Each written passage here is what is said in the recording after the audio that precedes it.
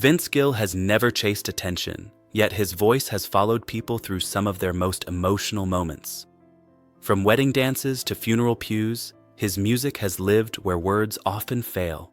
With more than 22 Grammy Awards and decades of respect across genres, Gill's legacy rests not on spectacle, but sincerity. Songs like Go Rest High on That Mountain resonate because they feel lived in, shaped by experience rather than ambition. Behind the calm smile and gentle tenor lies a life marked by loss, restraint, and difficult choices that quietly informed his artistry. Gill has never presented himself as untouchable or heroic. Instead, he has offered honesty, even when it exposed vulnerability. As the years passed, fans learned that his softness was not weakness, but strength forged through grief, patience, and devotion. The man behind the music carries stories that explain why his songs don't just entertain. They comfort because they come from a place of deep understanding and earned compassion. Childhood, interrupted by a living loss. In 1968, Vince Gill was an 11-year-old boy growing up in Norman, Oklahoma, surrounded by family, music, and routine comfort. His father, a federal judge who loved music, nurtured Vince's early talent, often playing alongside him. That stable world shattered when Vince's older half-brother, Bob Cohen, was involved in a devastating car accident. Bob survived, but the injuries caused severe, permanent brain damage, leaving him unable to speak or care for himself. After months in a coma, he returned physically present, but emotionally unreachable. For Vince, the loss was confusing and profound. Bob was alive, yet gone, a reality that haunted the household. Watching his parents grieve in silence shaped Vince's emotional awareness early. That experience planted a sensitivity that would later surface in his songwriting. Bob lived another 25 years in that condition, and the quiet sorrow of that long goodbye stayed with Vince, teaching him how deeply absence can echo even in full rooms, turning grief into song. When Bob passed away in 1993, Vince Gill was already an established artist, but success did not shield him from reopening old wounds. That same year, he released a Christmas album featuring It Won't Be the Same This Year, a song heavy with personal meaning. Rather than writing about sudden loss, Gill captured the ache of prolonged absence, the kind that begins long before death. The song reflected years of emotional processing that started in childhood and never fully resolved. Vince later shared that every performance of the song brings him back to being that confused 11-year-old boy, trying to understand why someone he loved was still there, but unreachable. This honesty became a defining trait in his music. He never dramatized pain, he honored it quietly. That approach gave his songs a timeless quality, allowing listeners to find their own stories inside his lyrics.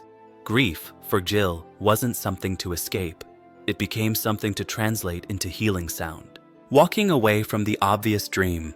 By the late 1980s, Vince Gill was respected in Nashville, but not yet a star. His talent was undeniable, yet commercial success remained elusive. Then came an offer that could have changed everything overnight. Mark Knopfler invited him to join Dire Straits at the height of their global fame. Stadium tours, international recognition, and financial security were all guaranteed. Gill hesitated and declined. The decision wasn't rooted in ego or fear, but identity. He knew joining would mean abandoning his own voice before it had fully formed. Turning it down led to years of uncertainty, smaller venues, and quiet doubt. But Gill trusted his instincts. Soon after, When I Call Your Name was released, earning him his first Grammy and redefining his career. The success felt earned because it aligned with who he truly was. Walking away from instant fame allowed him to walk towards something more meaningful. Authenticity that could last beyond trends and applause. Love that challenged public expectations. Vince Gill's relationship with Amy Grant began not with scandal, but kindness. During a 1993 holiday special, he noticed her tension and offered simple reassurance. That moment sparked a connection rooted in empathy rather than attraction alone. Over time, their paths crossed professionally, and their musical chemistry became undeniable. Both were married and both struggled privately within those relationships. They maintained boundaries, but public speculation grew as their marriages ended years apart. The narrative quickly turned harsh, particularly toward Amy, whose faith-based career invited intense scrutiny. Radio stations distanced themselves, and fans felt betrayed.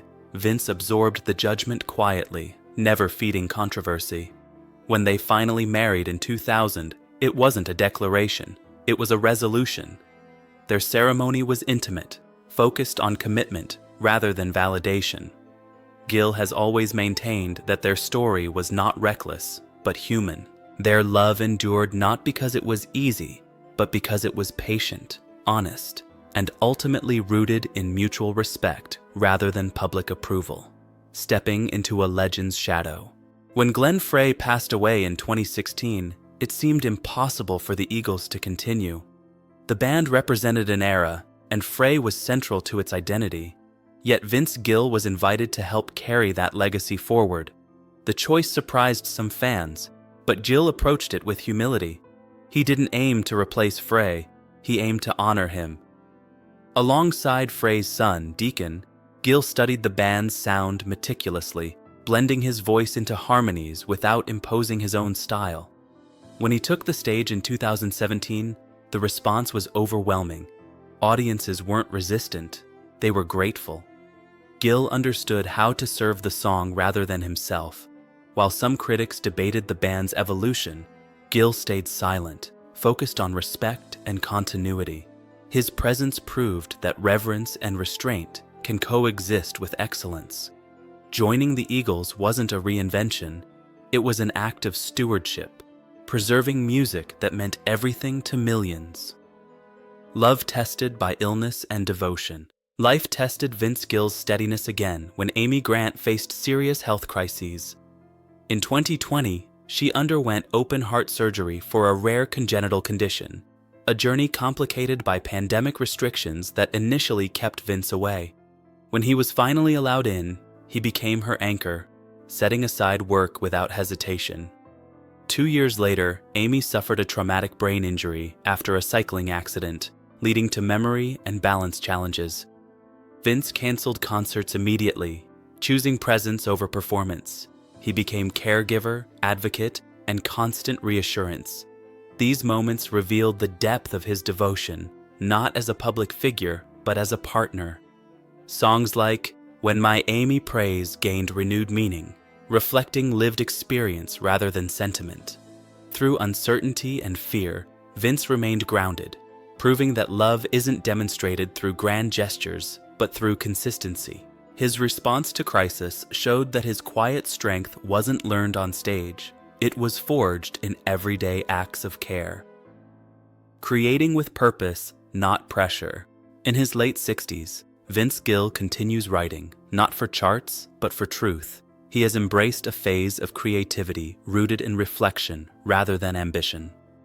Songs like "Forever Changed" show his willingness to address difficult subjects with empathy, giving voice to stories often left unspoken.